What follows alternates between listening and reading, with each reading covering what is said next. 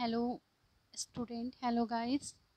तो ये जो वीडियो है ये एनसीईआरटी क्लास 11 का पॉलिटिकल साइंस चैप्टर 7 का नोट्स है।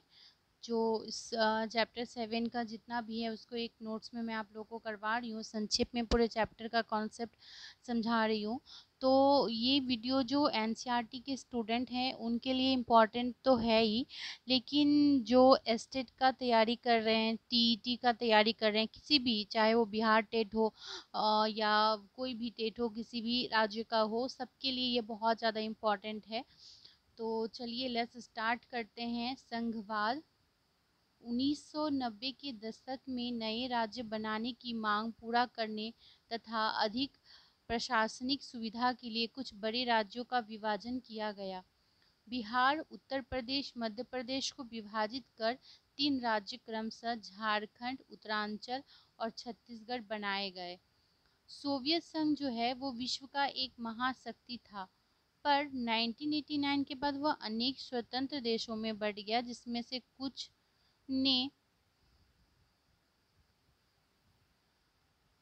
कुछ ने मिलकर स्वतंत्र राज्यों का राष्ट्रमंडल बना लिया। सोवियत संघ के विघटन के प्रमुख कारण वहाँ शक्तियों का अतिशय संघनन और केंद्रीयकरण की प्रवृत्तियाँ थी। 14 अगस्त 1947 को भारत विभाजन हो गया। भारत और पाकिस्तान के रूप में, यानी भारत का विभाजन 2 भागों में हो गया। 1958 में वेस्ट इंडीज संघ, फेडरेशन ऑफ वेस्ट इंडीज का जन्म हुआ। 1914 में 1914 तक उत्तरी नाइजीरिया और दक्षिणी नाइजीरिया ब्रिटेन के 2 उपनिवेश थे। 1950 में इवादान संवैधानिक सम्मेलन में नाइजीरिया के नेताओं ने एक संघीय संविधान बनाने का निर्णय लिया। नाइजीरिया की 3 बड़ी जातीयता एरुबा, इबो और हौसा फुलानी है। 1979 वे सैनिक संविधान के अंतर्गत किसी भी राज्य को सिविल पुलिस रखने का अधिकार नहीं था। भारत के संविधान के अंग्रेजी संस्करण में फेडरेशन शब्द नहीं बल्कि यूनियन शब्द का प्रयोग किया गया है। यहाँ फेडरेशन शब्द नहीं है, यूनियन शब्द है। अनुच्छेद 1 भारत का भाग 1, भारत अर्थात इंडिया राज्य का संघ यानी यूनियन होगा। राज्य और उनके राज्य क्षेत्र वे होंगे जो पहली अनुसूची में विनिर्दिष्ट है। संविधान के 2 अन्य अनुच्छेद 33 और 34 संघ सरकार की शक्ति को उस स्थिति में काफ़ी बढ़ा देते हैं जब देश के किसी क्षेत्र में सैनिक शासन, मार्शल लॉ लागू हो जाए। 1950 से 1960 के दशक में प्रारंभिक वर्षों में जवाहरलाल नेहरू ने भारतीय संघीय व्यवस्था की नींव रखी। इस दौरान केंद्र और राज्य में कांग्रेस का वर्चस्व था। 1977 में पश्चिम बंगाल की वामपंथी सरकार ने केंद्र राज्य संबंधों को पुनः परिभाषित करने के लिए एक दस्तावेज प्रकाशित किया। संविधान का जो सर्वाधिक विवादास्पद प्रावधानों में से एक अनुच्छेद 356 है। इसके द्वारा राज्यों में राष्ट्रपति शासन लागू किया जाता है। 356 के द्वारा सन 1959 में केरल में और सन 1967 के बाद अन्य राज्यों में बहुमत की परीक्षा के बिना ही सरकारों को बर्खास्त कर दिया गया। सन 1980 के दशक में केंद्रीय सरकार ने आंध्र प्रदेश और जम्मू कश्मीर की निर्वाचित सरकार को बर्खास्त किया और 1954 में राज्य पुनर्गठन आयोग की स्थापना की गई, जिसने प्रमुख भाषाई समुदाय के लिए भाषा के आधार पर राज्यों के गठन की सिफारिश की। सन 1956 में भाषाई आधार पर राज्यों के गठन की शुरुआत हुई और यह प्रक्रिया अभी भी जारी है। सन 1960 में गुजरात और महाराष्ट्र का गठन हुआ। सन 1966 में पंजाब और हरियाणा को अलग अलग किया गया। अनुच्छेद 370 के द्वारा जम्मू कश्मीर को विशिष्ट स्थान प्रदान की गई। जम्मू कश्मीर एक विशाल देशी रियासत था। भारत विभाजन के समय हिंदुस्तान या पाकिस्तान में से किसी एक में शामिल होने का इसके पास विकल्प था। अनुच्छेद 370 के अनुसार केंद्र सूची और समवर्ती सूची के किसी विषय पर संसद द्वारा कानून बनाने और उसे जम्मू कश्मीर में लागू करने के लिए इस राज्य की सहमति आवश्यक है। अभी तो हम लोग है नहीं बोल सकते फ्रेंड, ठीक, क्योंकि आप जानते हैं कि हट चुका है। जम्मू कश्मीर और अन्य राज्यों में है एक अंतर यह है कि राज्य सरकार की सहमति के बिना जम्मू कश्मीर में आंतरिक अशांति के आधार पर आपातकाल लागू नहीं किया जा सकता था। संघ सरकार जो है जम्मू कश्मीर में वित्तीय आपात स्थिति लागू नहीं कर सकती थी तथा राज्य नीति निषेध तत्व यहाँ लागू नहीं होते थे। भारतीय संविधान के संशोधन अनुच्छेद 368 के अंतर्गत राज्य सरकार की सहमति से ही जम्मू कश्मीर में आपातकाल लागू हो सकती थी, ना कि है। केंद्र राज्य संबंधों से जुड़े मामलों की पड़ताल के लिए केंद्र सरकार द्वारा 1983 में एक आयोग बनाया गया। इस आयोग को सरकारिया आयोग के नाम से जाना जाता है। सोवियत संघ विश्व की एक महाशक्ति था। 1989 के बाद वह अनेक स्वतंत्र देशों में बढ़ गया। इनमें कुछ ने मिलकर स्वतंत्र राज्यों का राष्ट्रमंडल बना लिया। अब हम इससे रिलेटेड प्रश्न देखेंगे। कुछ घटनाओं की सूची दी गई है, इनमें किसको आप संघवाद की कार्य प्रणाली के रूप में चिन्हित करेंगे और क्यों? तो देखिए, जैसे बोला गया, केंद्र सरकार ने मंगलवार को GNLF के नेतृत्व में वाले दार्जिलिंग गोरखा हिल काउंसिल को छठी अनुसूची में वर्णित दर्जा देने की घोषणा की। ख में बोला, वर्षा प्रभावित देशों के लिए सरकार कार्य योजना लगाएगी। दिल्ली के लिए नए आयुक्त, मणिपुर विश्वविद्यालय केंद्रीय विश्वविद्यालय का दर्जा, केंद्र ने धन दिया। हम बीमारियों को बताएंगे मुंबई में कैसे रहना है, मतलब बिहारियों को बताएंगे कि मुंबई में कैसे रहना है। सरकार को भंग करने की मांग और NDA सरकार ने नस्लियों के हथियार रखने को कहा। तो ये देखिए, उदाहरण क में जो है सही संघीय प्रणाली की स्थिति पाई जाती है। क में जैसे बोला गया, केंद्र सरकार ने मंगलवार को GNL के नेतृत्व वाले दार्जिलिंग गोरखा हिल काउंसिल को छठी अनुसूची में वर्णित दर्जा देने की घोषणा की है। तो उदाहरण क में संघीय प्रणाली की स्थिति पाई जाती है, क्योंकि इससे सांस्कृतिक और भौगोलिक समीपता के आधार पर स्वायत्तता परिषद का निर्माण कर शक्तियों का बंटवारा किया है, जिससे उन निश्चित क्षेत्रों का वहाँ के स्थानीय लोगों की इच्छा और उपेक्षाओं के अनुसार विकास हो सके।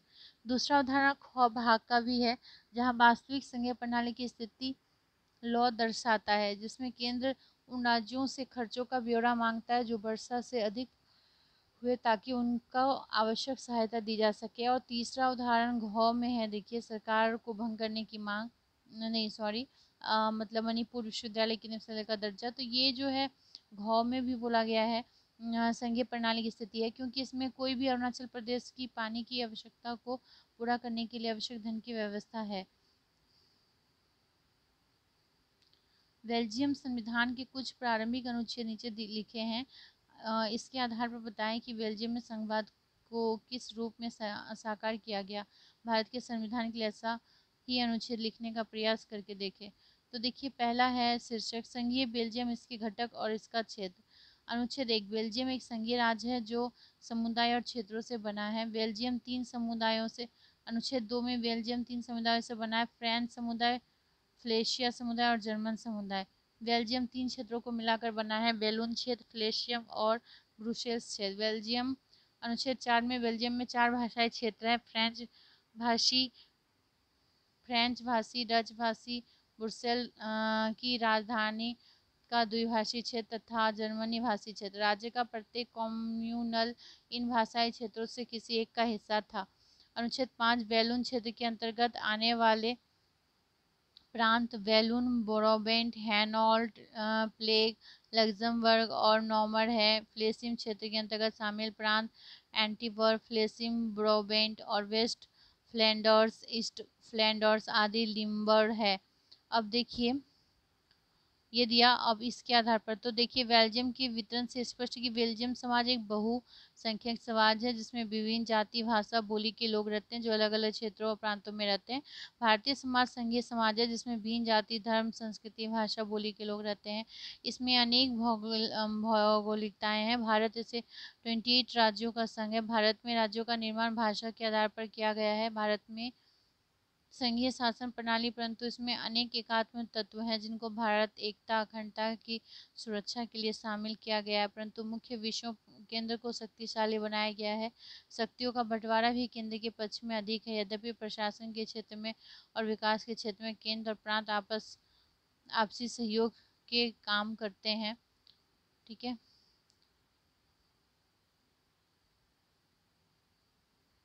तो देखिए जैसे क्वेश्चन है संघवाद क्या है। तो संघवाद जो है एक संस्थागत प्रणाली है जो दो प्रकार की राजनीतिक व्यवस्थाओं को समाहित करती है। इसमें एक प्रांतीय स्तर की होती है और दूसरी केंद्रीय स्तर की होती है। प्रत्येक सरकार अपने क्षेत्र में स्वायत्त होती है और कुछ संघीय क्षेत्रों में दोहरी नागरिकता की व्यवस्था होती है, पर भारत में इकहरी नागरिकता है। सोवियत संघ के विघटन के प्रमुख कारण क्या थे। सोवियत संघ के विघटन के प्रमुख कारण शक्तियों का अतिशय संघनन और केंद्रीकरण की प्रवृत्ति थी। इसके अलावा उज्बेकिस्तान जैसे विभिन्न भाषा और संस्कृति वाला क्षेत्रों पर रूस के आधिपत्य ने भी विघटन को बढ़ावा दिया था। भारत को राष्ट्रीय नेताओं ने भारत को विविधता में एकता के रूप में परिभाषित क्यों किया। क्योंकि देखिए भारत भूभाग एक महाद्वीप की तरह विशाल और अनेक विविधताओं से भरा हुआ है।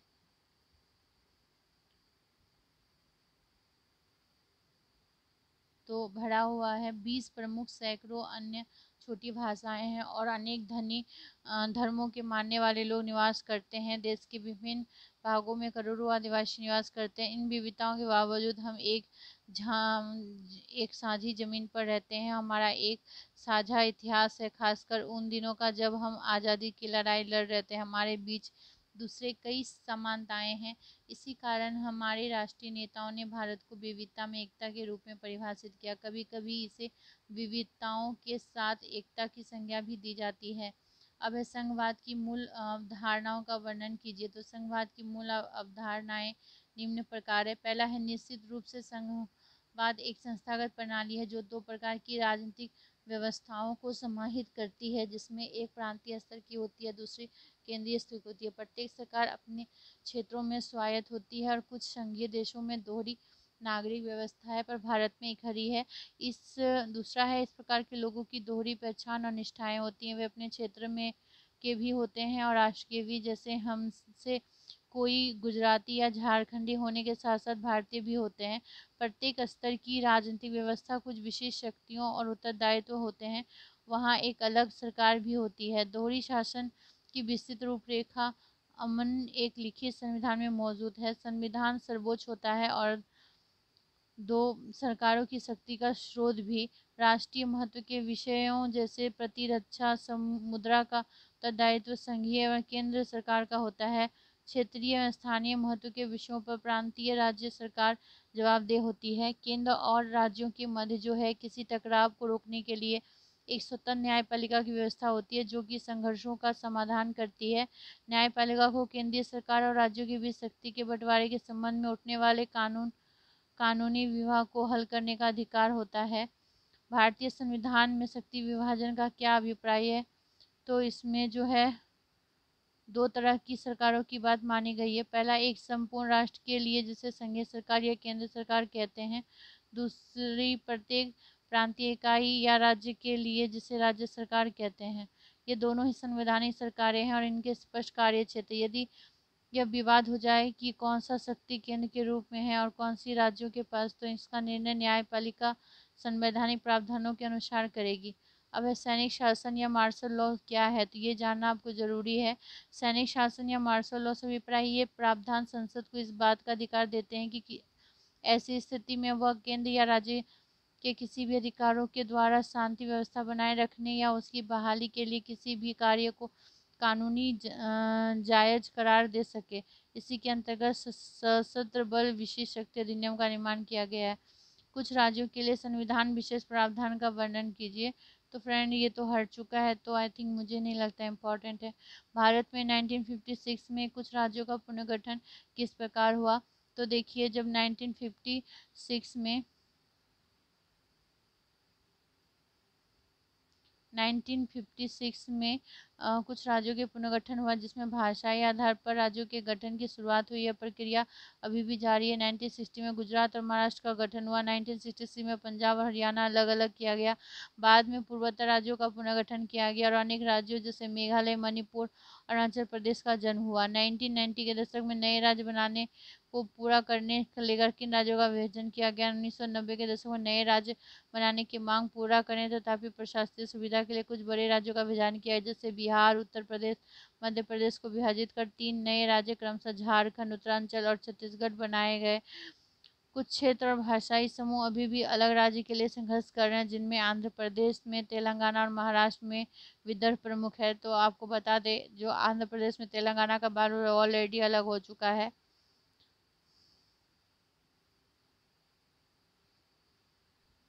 भारत में राष्ट्रपति शासन से आप क्या समझते हैं?